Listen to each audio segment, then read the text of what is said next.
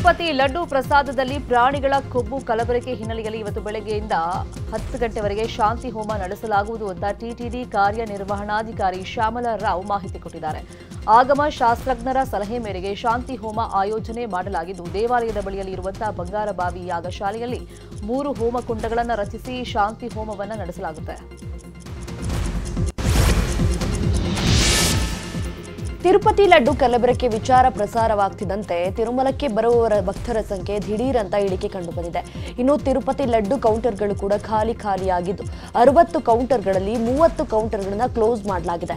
ಪ್ರತಿ ಬಾರಿ 20 ಲಡ್ಡು ಖರೀದಿಸಿದಂತಹ ಭಕ್ತರು ಕೇವಲ 1 ಅಥವಾ 2 ಲಡ್ಡು ಮಾತ್ರ ಖರೀದಿ ಮಾಡ್ತಾ ಇದ್ದಾರೆ. ಇನ್ನು ತಿರುಪತಿ ಲಡ್ಡು ವಿಚಾರ ಪ್ರಧಾನಿ ನರೇಂದ್ರ ಮೋದಿಗೆ ಜಗನ್ ಮೋಹನ್ ರೆಡ್ಡಿ ದೂರನ್ನು ಕೊಟ್ಟಿದ್ದಾರೆ. ಆಂಧ್ರ ಸಿಎಂ ನಾಯ್ಡು ವಿರುದ್ಧ ಪ್ರಧಾನಿಗೆ ಜಗನ್ ಪತ್ರವನ್ನು ಬರೆದಿದ್ದು ತಮ್ಮ ವೈಫಲ್ಯ ಮುಚ್ಚಿಡಲು ನಾಯ್ಡು ಸುಳ್ಳು ಹೇಳಿದ್ದಾರೆ.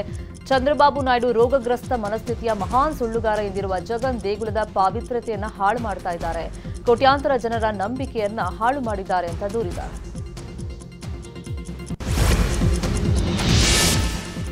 ತಿರುಪತಿ ಪ್ರಸಾದದಲ್ಲಿ ಕಲಬೆರಕೆ ನಡೆಯುತ್ತಿದೆ ಎಂಬ ಆರೋಪ ದೇಶಾದ್ಯಂತ ಭಾರೀ ಸಂಚಲನ ಮೂಡಿಸಿದೆ. ಈ ಮಧ್ಯೆ ಆಂಧ್ರಪ್ರದೇಶ ಮುಖ್ಯಮಂತ್ರಿ ಚಂದ್ರಬಾಬು ನಾಯ್ಡು ಅವರು ಈ ಬಗ್ಗೆ ತನಿಖೆ ನಡೆಸಲು ವಿಶೇಷ ತನಿಖಾ ತಂಡ ರಚಿಸಿದ್ದಾರೆ. ಐಜಿಪಿ ಮತ್ತು ಅದಕ್ಕಿಂತ ಹೆಚ್ಚಿನ ಶ್ರೇಣಿಯ ಹಿರಿಯ ಅಧಿಕಾರಿಗಳನ್ನು ಒಳಗೊಂಡ ಎಸ್ಐಟಿ ಸರ್ಕಾರಕ್ಕೆ ವರದಿಯನ್ನು ಸಲ್ಲಿಸಲಿದ್ದು, ಅದರ ಆಧಾರದಲ್ಲಿ ಕ್ರಮ ಕೈಗೊಳ್ಳಲಾಗುತ್ತೆ ಅಂತ ಸಿಎಂ ತಿಳಿಸಿದ್ದಾರೆ. ತಿರುಪತಿ ಲಡ್ಡುವಿನಲ್ಲಿ ಪ್ರಾಣಿಗಳ ಕೊಬ್ಬು ಬಳಸಿರುವ ವಿಚಾರದ ಬಗ್ಗೆ ಮಂತ್ರಾಲಯದ ಪೀಠಾಧಿಪತಿ ಡಾಕ್ಟರ್ ಸುಬುಧೇಂದ್ರ ತೀರ್ಥ ಶ್ರೀಗಳು ಪ್ರತಿಕ್ರಿಯೆ ಕೊಟ್ಟಿದ್ದಾರೆ.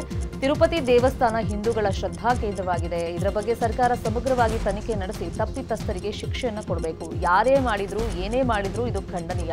ತಿರುಪತಿ ಲಡ್ಡುವಿನಲ್ಲಿ ಪ್ರಾಣಿಗಳ ಕೊಬ್ಬು ಬಳಕೆಯಾಗಿದ್ರೆ ಸಂಪ್ರೋಕ್ಷಣೆ ಆಗಬೇಕು. ನಾವು ಕೂಡ ಶುದ್ಧೀಕರಣ ಕಾರ್ಯದಲ್ಲಿ ಭಾಗಿಯಾಗ್ತೀವಿ ಅಂತ ಹೇಳಿದ್ದಾರೆ.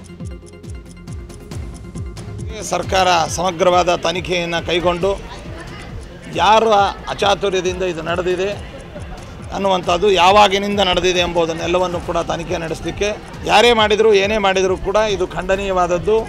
ಭಕ್ತರ ಶ್ರದ್ಧಾ ಕೇಂದ್ರವಾದಂತಹ ಇಂಥ ಕೇಂದ್ರದಲ್ಲಿ ಈ ರೀತಿಯಾಗಿ ನಡೆಯುವಂಥದ್ದು ಅತ್ಯಂತ ಹೇಯ ಕೃತ್ಯ, ಅಪಚಾರ. ಮತ್ತು ಅದರಲ್ಲಿಯೂ ಪ್ರಸಾದದಲ್ಲಿ ಈ ವಿಚಾರ ನಡೆದಿರುವಂಥದ್ದು ನಾವೆಲ್ಲರೂ ಕೂಡ ಒಕ್ಕೊರಳಿಂದ ಖಂಡಿಸ್ತೇವೆ. ಇದನ್ನು ತನಿಖೆ ಆಗಬೇಕು. ಇದಕ್ಕೆ ಸಂಬಂಧಪಟ್ಟವರಿಗೆ ಸೂಕ್ತವಾದಂತಹ ಕಾನೂನಾತ್ಮಕವಾದಂಥ ಚರ್ಯೆ ಆಗಬೇಕು ಅಂತಲೂ ಕೂಡ ಈ ಕಲಬೆರಕೆ ಅನ್ನುವಂಥದ್ದಾಗಿ ಅದರಲ್ಲಿ ಯಾವ ಪಶು ಸಂಬಂಧಪಟ್ಟಂತಹ ಕೊಬ್ಬು ಇತ್ಯಾದಿಗಳು ಬೆರಕೆ ಆಗಿದ್ದರೆ ಅದಕ್ಕೆ ಸಂಪ್ರೋಕ್ಷಣೆ ಇತ್ಯಾದಿಗಳು ಆಗಬೇಕು. ಮತ್ತು ಆಯಾ ತಿರುಪತಿಯಲ್ಲಿ ನಡೆಯುವಂತಹ ಆಗಮೋಕ್ತವಾಗಿ ಏನೇನು ಕ್ರಮಗಳಿದ್ದಾವೆ ಅದು ನಡೀಬೇಕು ಎಂಬುದನ್ನು ನಾವು ಒತ್ತಾಯಿಸ್ತೀವಿ. ಇನ್ನು ಆರಾಧನಾ ಮಹೋತ್ಸವದ ವೇಳೆ ತಿರುಪತಿಯಿಂದ ರಾಯರಿಗೆ ಪ್ರಸಾದ ಸಮರ್ಪಣೆ ವಿಚಾರವಾಗಿಯೂ ಮಾತನಾಡಿದ ಶ್ರೀಗಳು, ಮಂತ್ರಾಲಯಕ್ಕೆ ಶೇಷ ವಸ್ತ್ರ ಬರುವಾಗ ಪ್ರಸಾದ ಮಂತ್ರಾಕ್ಷತೆಯೂ ಮಂತ್ರಾಲಯಕ್ಕೆ ಬರೋದು ನಿಜ. ಪ್ರಸಾದ ಮಂತ್ರಾಲಯಕ್ಕೆ ಬಂದಾಗ ಗೌರವಯುತವಾಗಿ ಸ್ವಾಗತಿಸಿದ್ದೀವಿ. ರಾಯರ ಮೂಲ ಬೃಂದಾವನಕ್ಕೆ ಶೇಷ ವಸ್ತ್ರ ಮಾತ್ರ ಸಮರ್ಪಣೆ ಮಾಡ್ತೀವಿ ಅಂತ ಹೇಳಿದ್ದಾರೆ. ಶ್ರೀನಿವಾಸನ ಶೇಷವಸ್ತ್ರ ಬರುವಾಗ ಪ್ರಸಾದ ಮಂತ್ರಾಕ್ಷತೆ ಮತ್ತು ಆ ಶ್ರೀಪಾದರೇಣು ಅಂತ ಹೇಳಿ ಪಚ್ಚಕರ್ಪೂರದ ನಾಮ ಇದೆಲ್ಲವೂ ಪ್ರಸಾದವಾಗಿ ಬರುವಂಥದ್ದು ಮಠಕ್ಕೆ ನಿಜ. ಆದರೆ ಸಾರ್ವಜನಿಕ ವಿತರಣೆಗೇನು ಬರೋದಿಲ್ಲ, ಅದು ಬಂದಿದೆ. ಆ ಬಂದಂಥ ಪ್ರಸಾದವನ್ನು ನಾವು ಗೌರವದಿಂದ ಮಠದಲ್ಲಿ ಅದನ್ನು ಸ್ವಾಗತಿಸಿದ್ದೇವೆ. ನಾವು ಯಾವುದೇ ವಸ್ತ್ರಗಳನ್ನು ಕೊಟ್ಟರೂ ಕೂಡ ದೇವಸ್ಥಾನಗಳಲ್ಲಿ ಕ್ರಮ ಬೇರೆ ಮತ್ತು ಮಠಮಾನ್ಯಗಳಲ್ಲಿ ಕ್ರಮ ಬೇರೆ. ರಾಘವೇಂದ್ರ ಸ್ವಾಮಿಗಳವರಿಗೆ ಭಗವಂತನ ಶೇಷವಸ್ತ್ರದ ಪ್ರಸಾದವನ್ನು, ಶೇಷವಸ್ತ್ರವನ್ನೇ ನಾವು ಪ್ರಸಾದ ಅಂತ ಅದನ್ನು ಸಮರ್ಪಣೆ. ಇನ್ನು ಮಂತ್ರಾಲಯದ ಪರಿಮಳ ಪ್ರಸಾದಕ್ಕೂ ತುಪ್ಪ ಬಳಕೆ ವಿಚಾರದ ಬಗ್ಗೆ ಮಾತನಾಡಿದಂಥ ಶ್ರೀಗಳು, ಆಂಧ್ರಪ್ರದೇಶದ ವಿಜಯ ಡೈರಿಯಿಂದ ನಾವು ತುಪ್ಪವನ್ನು ತರಿಸ್ತಾ ಇದ್ದೀವಿ. ಕೊರೋನಾ ಮುಂಚೆ ನಂದಿನಿ ಡೈರಿಯಿಂದ ತುಪ್ಪವನ್ನು ನಾವು ತರಿಸ್ತಾ ಇದ್ದೀವಿ. ಈಗ ವಿಜಯ ಡೈರಿಯಿಂದ ಶುದ್ಧತೆಯ ರಿಪೋರ್ಟ್ ಕೂಡ ಪಡೆದಿದ್ದೀವಿ ಅಂತ ಹೇಳಿದ್ರು. ಪರಿಮಳ ಪ್ರಸಾದಕ್ಕೆ ತರಿಸುವಂಥ ತುಪ್ಪ ವಾಸಿ ಗೌರ್ಮೆಂಟಿನ ಡೈರಿಯಿಂದ, ವಿಜಯ ಡೈರಿಯಿಂದಲೇ ನಾವು ತರಿಸ್ತೇವೆ.